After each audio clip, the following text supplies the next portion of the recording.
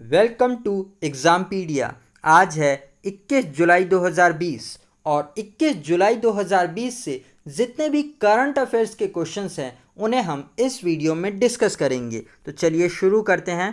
पहला क्वेश्चन, हाल ही में किस राज्य सरकार ने अक्षय ऊर्जा निर्यात नीति 2020 की घोषणा की है? तो इसका सही आंसर है सी, आंध्र प्रदेश ने। तो अभी आंध्र प्रदेश सरकार ने अक्षय ऊर्जा निर्यात नीति यानी रिन्यूएबल एनर्जी एक्सपोर्ट पॉलिसी की घोषणा की है। यह नीति सोलर विंड और सोलर विंड हाइब्रिड परियोजनाओं पर लागू की जाएगी। इस नीति के तहत राज्य की भूमि को प्रभावी ढंग से अक्षय ऊर्जा परियोजनाओं के लिए उपयोग किया जाएगा और साथ ही अन्य राज्यों को निर्यात के लिए नवीकरणीय ऊर्जा परियोजनाओं को प्रोत्साहित करने के लिए सरकारी योजनाएं जैसे कि मेगा अक्षय ऊर्जा पार्क के तहत वित्त सहायता प्रदान की जाएगी। इस नीति को अगले 5 साल तक के लिए लागू किया जाएगा। अब ये आंध्र प्रदेश की बात हो रही है, तो आंध्र प्रदेश से जुड़े कुछ और करंट अफेयर्स के पॉइंट्स हम जान लेते हैं। जैसे कि अभी आंध्र प्रदेश सरकार ने कोविड-19 के कारण मरने वाले लोगों के अंतिम संस्कार के लिए 15,000 रुपये देने की घोषणा की है।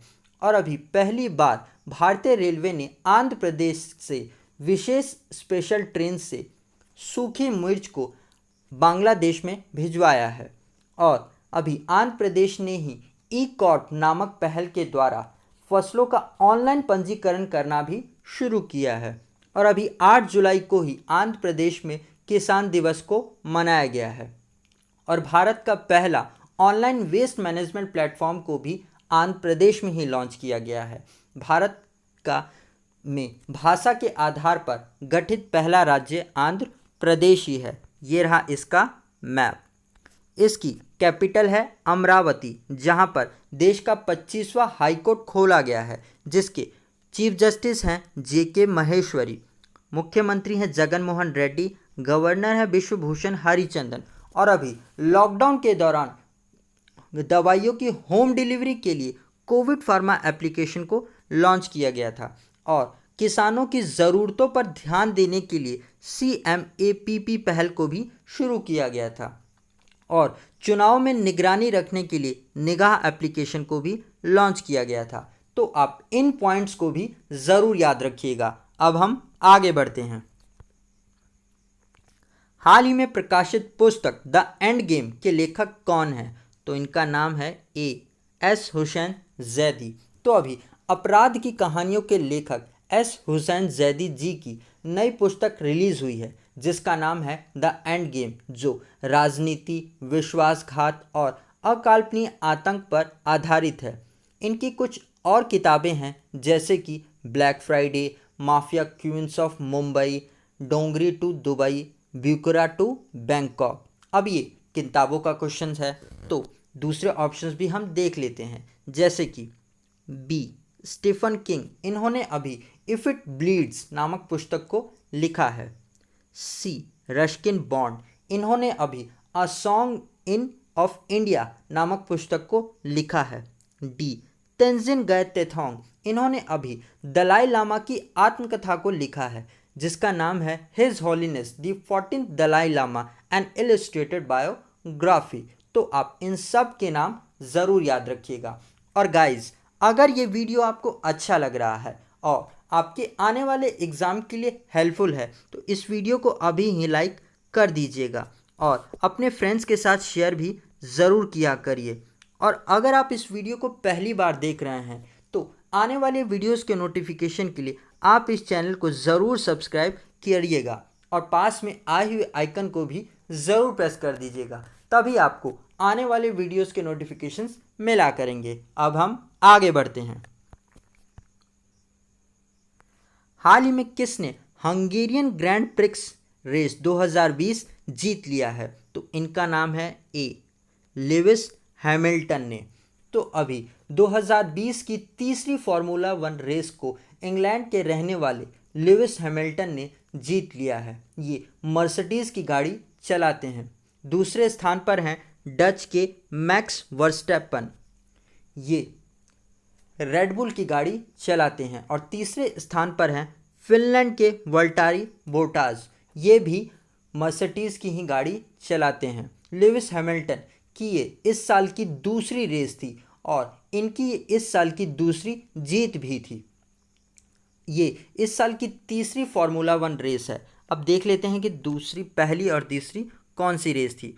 तो पहली रेस थी इस साल की Australian grand prix F1 race 2020, जिसे जीता था वॉल्टेरी बोटाज ने। दूसरे स्थान पर थे चार्ल्स लेचर, तीसरे स्थान पर थे लैंडो नॉरिस। और दूसरी रेस थी इस साल की स्टाइलन ग्रैंड प्रिक्स, जिसे जीता था लुइस हैमिल्टन ने। दूसरे स्थान पर थे वॉल्टेरी बोटाज और तीसरे स्थान पर थे मैक्स वर्स्टैपन। तो इस साल की 2 रेसें को जीता है लुइस हैमिल्टन ने और इन्होंने 2 ही रेस में पार्टिसिपेट भी किया है। तो आप इनका नाम ज़रूर याद रखिएगा। अब हम आगे बढ़ते हैं। हाल ही में किस राज्य सरकार ने अनुसूचित जातियों के लिए नवीन रोजगार छतरी योजना शुरू की है? तो इसका सही आंसर है सी, उत्तर प्रदेश ने। तो अभी उत्तर प्रदेश के मुख्यमंत्री योगी आदित्यनाथ जी ने अनुसूचित जातियों के संपूर्ण विकास के लिए नवीन रोजगार छतरी योजना को शुरू किया है और साथ ही पंडित दीनदयाल योजना के तहत 3,484 लोगों को ऑनलाइन 17,000.42 करोड़ रुपए की वित्त सहायता दी है, जिससे कि उन लोगों को आत्मनिर्भर बनने में मदद मिल सके। और इस योजना का भी मूल उद्देश्य लोगों को आत्मनिर्भर बनाने के लिए वित्त सहायता प्रदान करना है।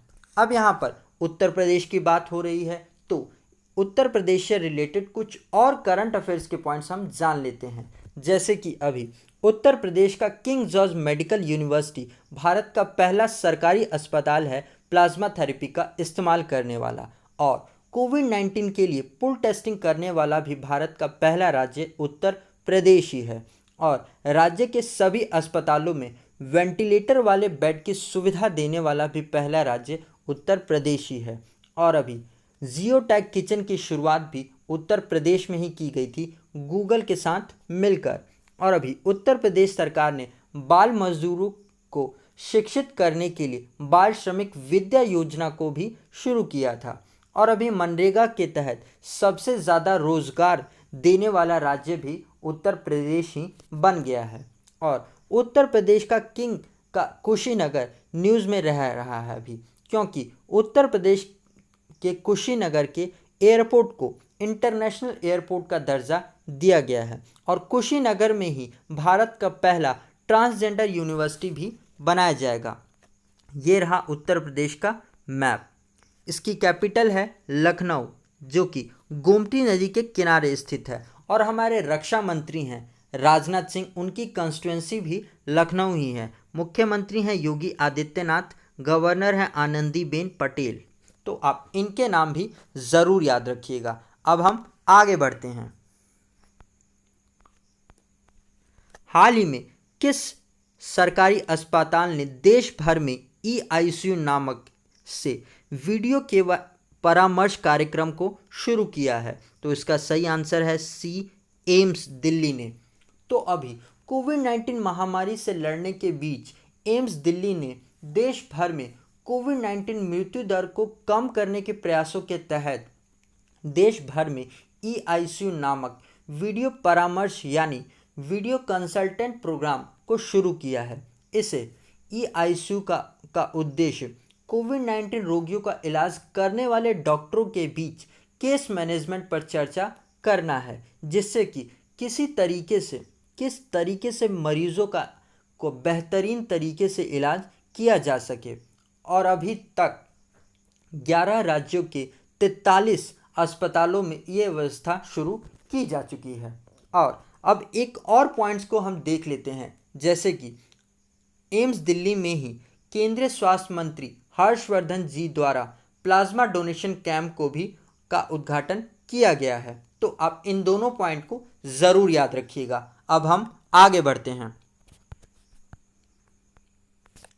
हाल ही में वार्षिक मालाबार नौसेना अभ्यास में भारत द्वारा किस देश को शामिल किया गया है? तो इसका सही आंसर है सी, ऑस्ट्रेलिया को। तो अभी वार्षिक मालाबार नौसैनिक अभ्यास में ऑस्ट्रेलिया को शामिल करने का निर्णय लिया गया है। मालाबार नौसैनिक अभ्यास जो अभी तक भारत, अमेरिका और जापान के बीच में की जाती थी, पर अब ऑस्ट्रेलिया को भी इस अभ्यास में शामिल करने का निर्णय का इनवाइट भेजा गया है। और अब इस अभ्यास में टोटल 4 देश हिस्सा लेंगे, जिनके नाम हैं भारत, अमेरिका, जापान और ऑस्ट्रेलिया। अब इससे एक और पॉइंट हम देख लेते हैं, जिसके हैं जैसे कि भारतीय नौसेना ने चाइना के साथ तनाव के बीच अंडमान और निकोबार में एक युद्ध अभ्यास किया है। तो आप इन दोनों पॉइंट को ज़रूर याद रखिएगा। अब हम आगे बढ़ते हैं। हाल ही में राष्ट्रपति रामनाथ कोविंद के निजी सचिव कौन बने हैं? तो इनका नाम है पी प्रवीण सिद्धार्थ। तो अभी 2001 बैच के Indian revenue service income tax officer P Praveen Siddharth को राष्ट्रपति रामनाथ कोविंद जी का निजी सचिव यानी प्राइवेट सेक्रेटरी नियुक्त किया गया है। और इन्होंने विक्रम सिंह की जगह ली है, जो अब शिपिंग मंत्रालय में संयुक्त सचिव के रूप में नियुक्त किए गए हैं। दूसरा ऑप्शन देखते हैं, बी कपिल देव त्रिपाठी। ये कुछ दिनों पहले ही हमने पढ़ा था कि राष्ट्रपति रामनाथ कोविंद जी के सचिव यानी सेक्रेटरी के रूप में नियुक्त किए गए हैं। और अभी पी प्रवीण सिद्धार्थ को निजी सचिव के रूप में नियुक्त किया गया है। तो आप इन दोनों के नाम ज़रूर याद रखिएगा। अब हम आगे बढ़ते हैं। हाल ही में किस देश ने मंगल ग्रह पर अपने होप मिशन को सफलतापूर्वक लॉन्च किया है? तो इसका सही आंसर है बी यूएई ने। तो अभी यूनाइटेड स्टेट्स एमिरेट्स ने होप नामक अपनी पहला मंगल अंतरिक्ष अभियान को शुरू किया है, जो मंगल ग्रह के वातावरण की दैनिक व मौसमी परिवर्तन का अध्ययन करते हुए फोटोज प्रदान करेगा। इस मानव रहित मिशन को जापान के तेंगसीमा स्पेस सेंटर से H2A रॉकेट से 7 महीने की यात्रा के लिए लॉन्च किया गया है। इसके फरवरी 2021 तक मंगल की कक्षा में पहुंचने की उम्मीद है। अब यहाँ पर यूएई की बात हो रही है, तो इसकी कैपिटल है अबू धाबी, करेंसी है दिरहम और प्रेसिडेंट हैं खालिद बिन जैद अल नहयान। तो आप इनका भी नाम ज़रूर याद रखिएगा। अब हम आगे बढ़ते हैं। हाल ही में कब विश्व शतरंज दिवस मनाया गया? तो इसे मनाया गया है 20 जुलाई को। तो हम 20 जुलाई को वर्ल्ड चेस डे मनाते हैं, जिसकी शुरुआत 12 दिसंबर 2019 को संयुक्त राष्ट्र महासभा द्वारा की गई थी और 20 जुलाई 1924 को पेरिस में अंतर्राष्ट्रीय शतरंज महासंघ की स्थापना भी की गई थी। इसीलिए इस दिन को 20 जुलाई को मनाया जाता है। शतरंज सबसे प्राचीन बौद्धिक और सांस्कृतिक खेलों में से एक है, जिसकी शुरुआत 5वीं सदी में भारत से ही की गई थी, जिसकी इस साल की थीम है teach someone how to play chess. अब ये इम्पॉर्टेंट डेज का क्वेश्चन है, तो जुलाई के महीने के जितने भी इम्पॉर्टेंट डेज के क्वेश्चंस अभी तक आए हैं उन्हें हम एक बार फिर से रिवाइज कर लेते हैं। तो 1 जुलाई को हम 3 इम्पॉर्टेंट डेज मनाते हैं, जिसमें पहला है नेशनल डॉक्टर्स डे, दूसरा नेशनल पोस्टल वर्कर्स डे, तीसरा नेशनल चार्टर्ड अकाउंट्स डे। 2 जुलाई को हम वर्ल्ड स्पोर्ट्स जर्नलिस्ट डे मनाते हैं। 4 जुलाई को हम international day of cooperativeness day मनाते हैं। 11 जुलाई को हम वर्ल्ड पॉपुलेशन डे मनाते हैं। 12 जुलाई को हम वर्ल्ड मलाला डे मनाते हैं और 15 जुलाई को हम वर्ल्ड यूथ स्किल डे मनाते हैं। 17 जुलाई को हम इंटरनेशनल डे ऑफ जस्टिस मनाते हैं। 18 जुलाई को हम इंटरनेशनल नेल्सन मंडेला डे मनाते हैं और 20 जुलाई को हम वर्ल्ड चेस डे मनाते हैं। तो आप इनको ज़रूर याद रखिएगा। अब हम आगे बढ़ते हैं। हाल ही में किस देश के साथ भारत ने परिवर्तनकारी बिजली उत्पादन पर अनुसंधान के नए क्षेत्रों पर साझेदारी की घोषणा की है? तो इसका सही आंसर है बी, अमेरिका के साथ में।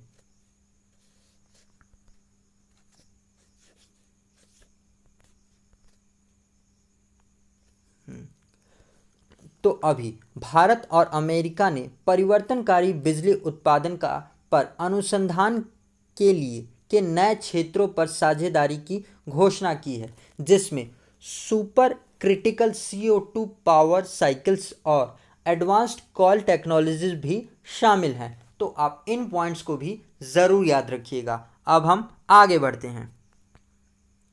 तो गाइज, ये वीडियो आपको कैसा लगा आप ज़रूर कमेंट सेक्शन में लिख के बताइएगा, और अगर अभी तक आपने इस वीडियो को लाइक और शेयर नहीं किया है तो आप अपने फ्रेंड्स के साथ इसे लाइक और शेयर ज़रूर कर दीजिएगा। और अगर आप इस वीडियो का PDF लेना चाहते हैं तो आप हमारे टेलीग्राम चैनल से जुड़कर ले सकते हैं। आज के लिए इतना ही। Thanks for listening.